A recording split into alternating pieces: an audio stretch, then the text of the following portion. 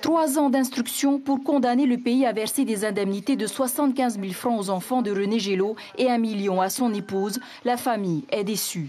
En pleine rémission d'un cancer, l'homme de 61 ans décède d'une occlusion intestinale à l'hôpital de Taravao à cause d'une cascade d'erreurs commises par les médecins. Le tribunal reconnaît la responsabilité de l'hôpital de Taravao des négligences à l'égard de mon client. Mais ils ont pensé que comme il avait été suivi pour une chimiothérapie, il n'était pas nécessaire de lui accorder plus de soins que cela, alors qu'il était rentré pour tout à fait autre chose et qu'il est mort de tout à fait autre chose. Il était en rémission, puisque la chimio lui faisait du bien, il n'avait aucun effet secondaire, il reprenait du poids normalement, tout allait très bien.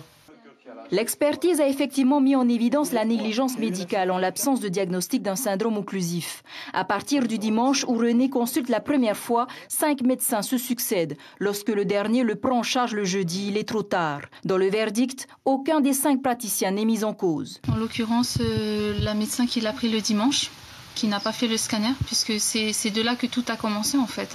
Elle aurait dû effectivement, quand elle a vu sa radio, faire un scanner pour voir quel était le protocole à suivre, s'il fallait opérer ou pas, et ça aurait pu éviter tout ça. La famille est insatisfaite par la décision du tribunal compte faire appel. Parce que pour moi, ils ont indemnisé le soi-disant temps qui restait à vivre à mon papa, alors qu'ils auraient dû indemniser la faute qui a coûté la vie.